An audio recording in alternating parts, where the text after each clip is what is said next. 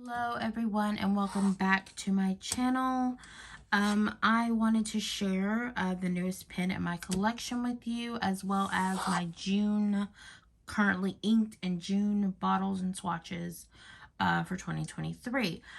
Stay tuned, I'll be right back. So the newest pen in my collection is the Jinhao X450 in the frosted black, I believe. Yes, the frosted black is the name of this pen color and style. It's kind of a frosted metal look. The pen barrel and cap are metal. The trim is gold plated. The nib is steel and also gold plated. It's a 18 karat gold Jinhao gold plated nib. It's got two tones to it. It is a steel nib. This pen is metal compared to my others that are resin or acrylic that are much lighter. It does have a snap cap, which I really like. It writes really well. I currently have Rohrer and Klingner, Lepsinger Schwartz in this converter that it comes with. I want to say that the converter feels a little larger or it has more capacity than some of the other standard cartridges that I've used before. It does take a long or standard cartridge. I've got very little ink left. I don't know if it's the ink or the size of the nib, but it does deposit quite a bit of ink on the paper. But this is a relatively quick drying ink. I will say that I watched a couple videos and they switched out the nibs. I will not be switching out the nib. I'm going to leave this nib. I really like it. I like the heft of the pen. It's a great pen for the value. It costs the least of my pen collection and it's lovely. The cap, if you don't move it around too much, it will stay on, but if you happen to pull it away a little bit as you're writing or when you sit it down or something, it will go flying. So I'm going to try not to cap this pen, but this is a really nice pen. For $9.90, you can't go wrong. I think it's a very nice addition to my collection. I'm really enjoying it. I got this from Goulet Pens. Again, not an ambassador, affiliate, or in any way sponsored by Goulet Pens. But if you want a nice quality fountain pen to start off with to see how you like them, start with a Jinhao X450. You can't go wrong. It's lovely. It looks nice, writes well. And yeah, that's the newest pen in my collection. And then we're going to move on to my currently inked and current ink bottles and swatches in just a moment. So I'm going to lump everything all into one video, I think, this time. We're going to redo my samples for June. I've got 3 samples that I purchased and then 1 bottle. I do not have an affiliate link or anything for any of these companies. I just want to share. So the first one I'm going to, let's start with the Color First Coffee Break, which I thought would be cute to match my Benu iced caramel latte. I thought maybe it had some nice sheening or something. I'm going to do this a little weird. I'm going to use the tip of my dip pen and deposit a little ink on the page, spread it out. I found that if I do this with the nib end, it makes little cuts in the paper. Not cuts, but indentions or yeah. And so it gets these little spots where the ink is really, really dark, where it kind of falls into those little cuts in the paper. But this is the Colorverse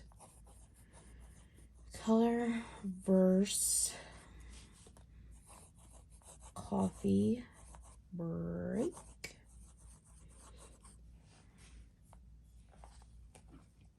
And then let me kind of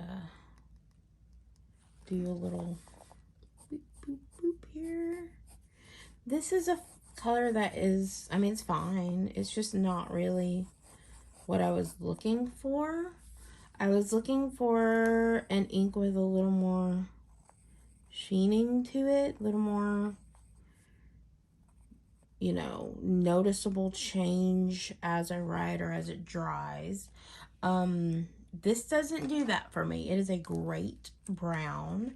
It, in my opinion, it's more of an amber brown than a deep reddish brown, which is more of what I was looking for. But it, I mean, it serves the purpose as a brown. It's nice. You like my little alien plant life right there? I thought I'd do that instead of the vine, because I can't seem to draw a vine lately. I don't know what that's about, but it's a thing. Okay, so next I'm going to go with the Diamine Earl Grey. I'm going to save that last one because it has shimmer and so does the bottle that I purchased. So this is the Diamine Earl Grey. I think this is the Reddit ink that everyone voted for, or I'm not sure how that works. I'm going to have to look into that. I just got back into Reddit because my co-host for our podcast, Social Sanity or Lack Thereof, wanted to do an Am I the Bleep Hole deep dive. If you know what I'm talking about, you know what I'm talking about. It's a thread on Reddit, and I got out of the habit of reading Reddit because I felt like I was going too far down those little rabbit holes there. Let's see. And oops, and this is the Diamine Earl. Why do I do that? Earl, I put two E's. Earl Grey. I think I'm gonna get away from picking gray inks, simply because the first Dominant Industry one that I had with the pink shimmer, you can't really read that on certain papers. And I have a journal, astrology journal, which I really like. I love the paper, but I noticed that it does not pick up on those ink properties as well as, say, the Hobonichi paper or the Tomoe River paper or Tomoe Senzen or whoever you get it from or what have you. It doesn't pick up as well. This particular paper, you have to put down a lot of ink for it to really get. This is a Kokuyo Campus notebook. I use these for writing, for when I do longhand or if I need to make notes or something like that. But that's the Diamine Earl Grey there.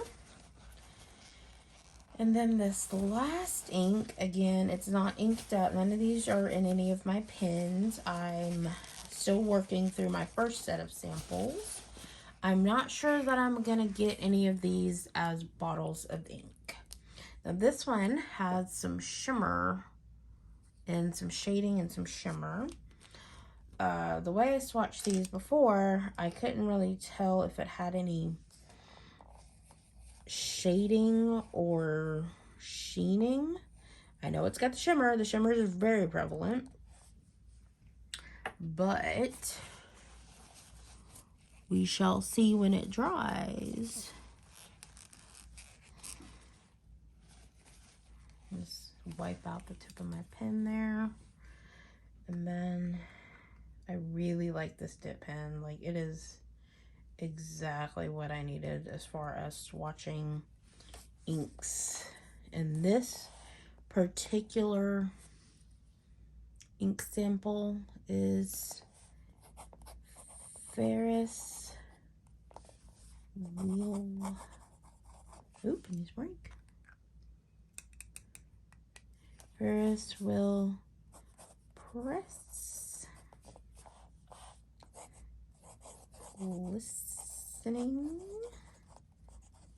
glass. Okay, let's see what we can do with that one.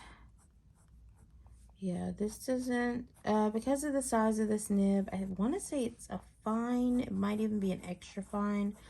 I got this off Jet Pens. It was like, I think like $11.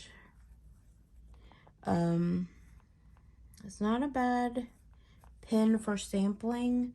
It's not even a bad pen for writing. I've actually written with it. It's just you do have to dip it quite a bit because of the size of the nib. Now you'll see, if I scooch my notebook up here, that this is a blue ink with gold shimmer.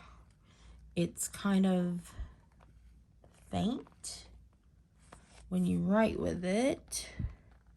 Like I said, this pen doesn't deposit a lot of ink. You can see it when you write a little bit, but not a ton, but that's okay. I would probably use, since it has a shimmer to it, I would probably use that with a medium nib. Speaking of medium nibs, this last one is the bottle that I purchased for the month of June is actually inked up in my TWSBI Eco Tea. You can see some of the shimmer in the pen. I always get ink all over me every time I swatch anything. But I'm going to scooch those over and move that. There we go. And then get a little bit of this beautiful ink onto the tip of my pen. Not a ton, don't need a lot. It just will take longer to dry. Really spread that out. And this is a green base color ink with red sheening, blue shimmer, and low shading. So, got that in a 20 mil. That is from the Down the Rabbit Hole collection, I believe it's called, and that is Green with Curiosity. Lewis Carroll's Alice in Wonderland is one of my favorite books. Also, what's his name? The guy that wrote Wicked, he put out a book called After Alice, which I really enjoyed too. I really like the story of Alice in Wonderland. I also like the Disney movie, even though I'm not a huge fan of Disney. I like old Disney and new Disney. 90s Disney's alright. It's like, but yeah, it's got some really pretty shimmer, a little bit of sheening. Just depends on how much you get on the page, really. And then it writes with a medium nib, I will say that. Put that caveat in there, that a medium nib makes it easier to see ink properties with a little pen sleeve there. Okay, and this is Ferris wheel press. Green with, okay, we'll just do that.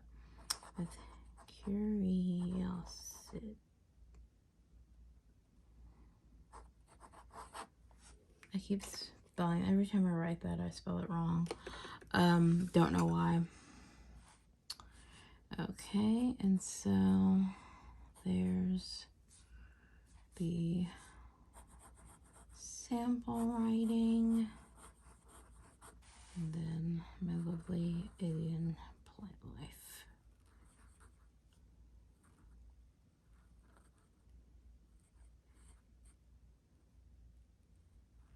There we go. But yeah, those are my ink samples and then my ink bottle for June. Like I said, already got my June bottle inked up. And my other pens, I've got basically what I had in them in May. I don't have a huge pen collection. I just have some basic pens that I enjoy. There's Twisby Midnight Blue in my Calico with the Calico converter. And then I've got the Gentle Green from Tarnishi. And then this one we're still figuring out. Like I said, I've got the Roar and Klinger in there. And then in my Benu, I actually have the Monteverde. That came out so country. I'm sorry. The Monteverde brown sugar in this one. I do want a bottle of this. I really like the way it sheens. It's almost got like a green sheening to it. And it's really pretty. But yeah, those are my pens. My newest pen, the Jinhao X450. Great pen if you have the opportunity to get one or write with one or what have you. It's worth it. It's worth the $10. I would go ahead and just grab that, and it's a good pen. It's a good solid pen. There's nothing wrong with it that I can find. I've only had it for like a week maybe, but I'm really enjoying it. It's a great pen. But this is my little pen collection.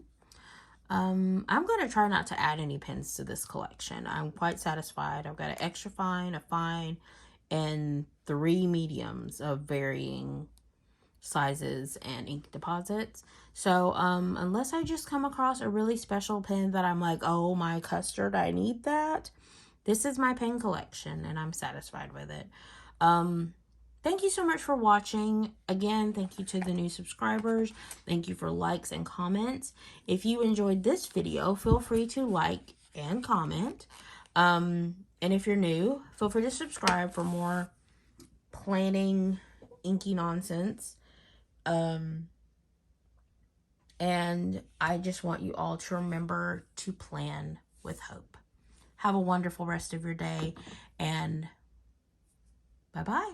See you later.